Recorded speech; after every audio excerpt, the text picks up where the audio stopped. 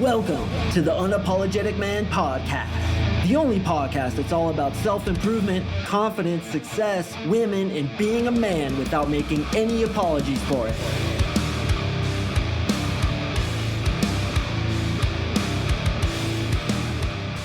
What is up, gentlemen? Thank you for tuning in to another episode of the UMP. I really do appreciate you. And today we are diving back into self-development, and this is one that when I heard it for the first time, it completely changed my life. Man, a lot of times we rip on ourselves. We hate those negative things about ourselves. But in this one, I want to put to you, your superpower is actually your greatest weakness. And your greatest weakness is, in fact, your superpower. So this shouldn't be a really long one because I just want to get this concept across to you. And this is really going to help with your confidence, because once you understand that those things that you probably hate about yourself, when you reframe it and you see that it's probably among your greatest strengths, you're going to look at yourself differently. You're going to reframe the way you perceive yourself, the way you view yourself, and your confidence is going to go up. So since I'm the only guy who I can speak about, since I'm the only fella here in this recording studio, I'm going to use myself as an example, and then we're going to talk about you, and we're going to try to unpack and uncover why it is that your biggest weakness is in fact your superpower. A lot of you guys know that I have suffered from anxiety my whole life. When I lived in Japan, I suffered panic attacks, agoraphobia, which actually means you can't even go outside your house, and massive social anxiety. Well, that anxiety got to a point where it was so bad that I almost lost my mind. I often compare it to a person who's walking on the edge of a cliff. I was literally that close to losing my mind. I remember there was one time specifically where I was like cooking up some food and I felt myself teetering where, I don't know, I can't explain it, but I was going to have a panic attack and lose my mind. And I just was able to keep myself sane. Well, it was when I found NLP, and I did so via an internet search because I tried medications, I tried cognitive behavioral therapy, I tried freaking anything under the sun. Nothing worked. So I was like, dude, I'll try this NLP. Even though honestly, I thought it sounded like complete shit. I was like, dude, I'll try it. I'll try anything, bro. Like, tell me to stick a fucking dildo up my ass and run around like a chicken for 3 days. I'll do it. I don't fucking care. I just want to get rid of this anxiety. And NLP was the thing that saved me. Long story short, it's why I work on it with my clients, because it changes the internal belief systems, meta programs, and schemas, and in my opinion, even the brain chemistry and the neuroplasticity of the brain itself to make you into the dude who you were born as. I was born without anxiety, but anxiety was produced through my life experiences, through my parents, particularly my mom, who was an absolute freaking stress case to this day. And because I was predisposed to anxiety, I took it on and then it went to really negative levels. Well, once I got over my anxiety, I realized that me having anxiety very easily, me stressing out very easily, is actually my superpower. And the reason it's my superpower is because it keeps me so unbelievably motivated. I get shit fucking done. If you look through the history of this podcast, I don't think I've missed one episode. Think about that. 500 episodes over, I think it's been over 5 years. I've not missed one episode because I'm kind of a stress case. I'm kind of anal. I'm kind of always on point because I worry, dude. And I'm going to be honest with you guys. I'm being vulnerable with you here. I'm lighting myself on fire and letting you watch me burn. I worry about things very easily. Especially when I was younger, I would have sleepless nights. As I explained, would have panic attacks. I was a fucking stress monster 1000, and now I've got it massively under control. I worry probably about 10% of what I used to worry, but I got the perfect freaking calibration where I'm just stressed out enough to be able to be effective. So what I've done is I've taken my weakness, which is essentially anxiety, panic attacks, agoraphobia, stress, and I've leveraged it to my advantage. Getting shit done, always being on time, always delivering, always doing what I say I'm going to do. And because of that, I'm extremely successful. So my biggest weakness is stress and anxiety, but my biggest superpower is getting shit done. And they are actually one and the same. Without my stress and anxiety, I would not be nearly as motivated. I have a friend who's basically a shit on a log. The guy doesn't do shit. He lives in a hovel. He has a shitty job. All he does is play video games and smoke weed. Now that's cool for him and I'm not judging him. But when I look at the dude, I'm like, how in the fuck can you live like that? He looks at me and he's like, why are you so motivated? Why are you so driven? Why are you constantly going for that next goal? And I'm like, man, it's just the way I'm wired. And when I didn't have control of that wiring, it spiraled out of control into my biggest weakness. But now that I've taken care of my biggest weakness, yes, with NLP, which by the way, I offer all my clients when they come into my program, now that I've taken care of that biggest weakness, I have control over it and I can leverage it. So oftentimes when I'm stressing out, I say, whoa, step back. Okay, first of all, stress is being here and wanting to be there or worrying about the future rather than taking care of the present. So I immediately get perception over what the issue is. Then I say, okay, I'm feeling the stress. I'm feeling some anxiety here. Let's leverage this shit. Let's record a podcast as I'm doing right now. It was not difficult for me to sit down and do this podcast because I've made a commitment to you that I'm going to do them twice a week. And there's literally hundreds of thousands of dudes who are depending on me to do it. That gives me enough stress to motivate me to get the shit done. How do you think I feel about my clients? These guys pay me money. I freaking show up every day, every way. I put blood, sweat, and tears into my dudes because I guarantee them I'm going to 10x your results with women. That's putting stress on my shoulders, man. Like I go to bed at night and I'm like, how's Michael doing? How's Brian doing? How's TJ doing?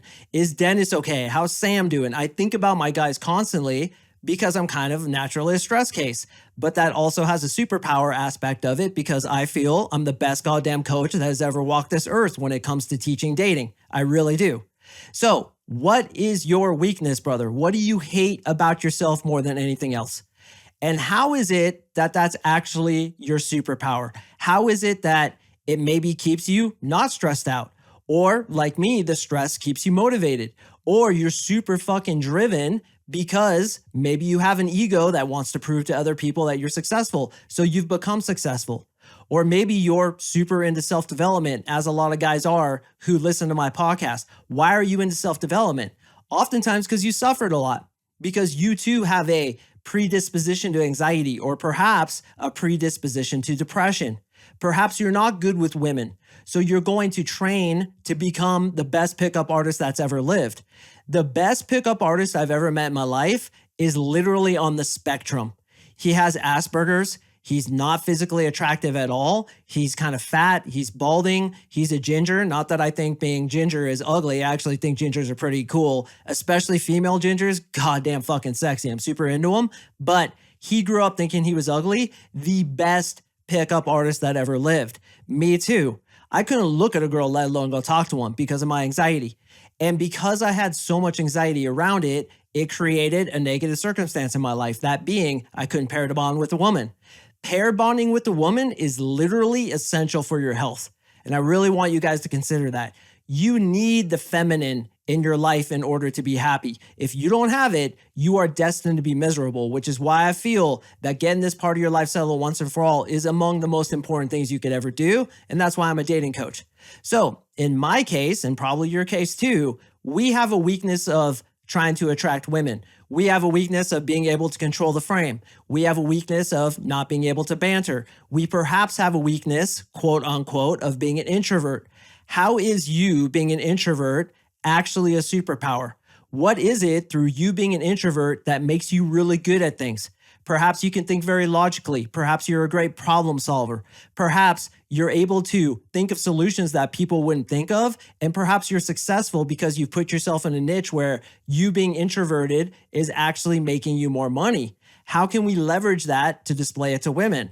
Tell you what, gentlemen, you don't have to be a seemingly extrovert as I am. And to be honest with you, I'm actually an introvert in order to get good with women. We can leverage your introversion in order to get massive success with women. And that's all done through frame control. And I teach my introverted clients how to do that when they come into my program. But again, let's look at yourself. What are some things about yourself that you feel are a big weakness? Can you reframe that and see that it's actually a strength? What is it that comes out of that that actually makes you strong? I put this question to my woman, Marissa. Marissa, and she told me I could talk about this, has a little bit of ADHD. But here's the weird thing about her. She is able to hyper fucking focus and look at patterns and figure out how to unravel issues at her job. So she's at a very high position at her job, and she's an expert at seeing the patterns in things and unraveling them. And that comes because she doesn't have good attention on boring things. Oftentimes when I'm talking to her, and I'm actually the same way, she's like, come on, come on, come on. Tell me what the info is. Get it out, get it out. Because she kind of has that seemingly ADHD, but what it really means is she can hyper concentrate on certain aspects that are complicated. So growing up, she was told, oh, you're not good at school, you can't concentrate. But the truth was she could concentrate. They just weren't giving her enough complexity to meet her complex mind. So every time I talk to her, she's always very cognizant of like words that I say that are incorrect. And it's really good training for this podcast, because if I say something, I'll be talking and I'll be like, yeah, the other day I was talking to this person and I said, dude, you're so ducking stupid. And she's like, ducking? And she just focuses on it. And I'm like, you know what I meant, fucking. Anyway, and I keep talking. So that gives me good training for this podcast. I want to turn it back to you. You've been thinking a little bit about your biggest weakness. If you can't find how your superpower relates to that, I want to ask you a different question. What are you really good at? What is your superpower that perhaps isn't related to what you feel is your biggest weakness? Your biggest weakness might be you get angry easily. And you feel that separate from that, your biggest superpower is you're really good with people. You're really persuasive. When you think about it, those two are actually interconnected and one creates the other. The reason why you get angry easily is because you're impatient, you're dissatisfied, you want more.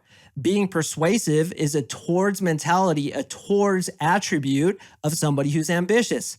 So because you're dissatisfied, you have learned how to be socially persuasive to get to yourself to the next level. So again, we turn it back to you. Have you figured out yet how it is that your greatest weakness is actually your superpower? And can you figure out how to leverage that greatest weakness to get the positives out of it rather than let the negatives of it drag you down?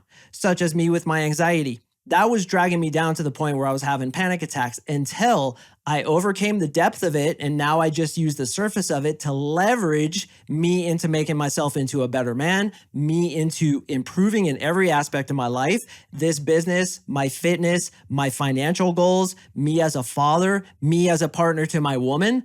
These are all things that I leverage through the quote unquote weakness. And I want to encourage you to do the same thing. So boys, getting good with women, getting success in life, getting anything you want comes first with you fixing what's inside your head. And I say it all the time and I'm going to always say it because it's true. And that also comes by addressing those things that you consider are weaknesses and reframing them into what they really are, which is your superpower. God, source energy, the universe has a very clever way to disguise things. And that's what I love about this life is that we're always unraveling truths that it's like, holy shit, this was hiding right in front of me in the form of my weakness. What the hell is up with that? Then you see it for what it really is. Awareness alone is curative, which means when you see it for what it really is, which is your superpower, your awareness will turn it into your superpower so that you can leverage it from today forward. So this is about you, brother. I want you to think about what is my biggest weakness and what is my biggest superpower? And maybe you have some middling superpowers in there as well, such as if you were to call yourself really lazy, well, maybe you're a great friend in the way that all your boys can come over and have a barbecue and they just love being in your presence because you're not lazy, you're chill. You have a chill vibe about you. And that's what I like about my boy who smokes all the weed. Here I am over here like trying to achieve, being super ambitious, super passionate, trying to help my boys. Sometimes I just want to go chill without him. Because he's chill, we grill hamburgers, we chill out, maybe even play some video games, watch some TV, and I could just get absorbed into his frame of mellowness that a person who's insecure would say, oh, I'm lazy. No, you're not lazy, you're chill, man. You're that kind of dude who's here to chill out motherfuckers like me, who somebody put a battery in my back and I'm just like going like the Energizer Bunny, dude. I'm just like, just going. And that's good, but it can go too far and get me into my anxiety, get me into my stress. So it's all about balance and it's all about leveraging that quote unquote weakness that is actually your superpower. Gentlemen, I hope you've gotten a lot out of this episode. I really enjoyed it. I've had it written down for a couple months and I was like, I want to drop it at the perfect time. And I just felt intuitively that some of you guys had to hear it. I know for me, sometimes I get a little out of pocket, dude, and I'll wake up in the middle of the night thinking about business ideas and thinking about clients and thinking about how can I do this and that. I'm just like so fucking inspired that it leads into my weakness, which is stress. I have to regulate it, go hang out with Adam, play some video games, eat some hamburgers, and chill the fuck out. You are your own project, and it's often like riding a bike. Are you ever completely in balance when you're riding a bike? No. You're constantly adjusting. You go a little left, you adjust to the right. You go a little right, you adjust to the left. That's what we constantly have to do. And that's what's your responsibility to do with your weaknesses and with your superpower is you have to manage yourself. You are your most important project. So find what they are, leverage them, thank them, be appreciative for them, and get to the next level, bro. Because I know that's where you want to go, just like I do, because we're both a couple of spazzes. So gentlemen, I do appreciate you listening. I drop podcasts on Mondays and Thursdays, so please make sure to stay tuned for the next one, and I will see you in the next episode.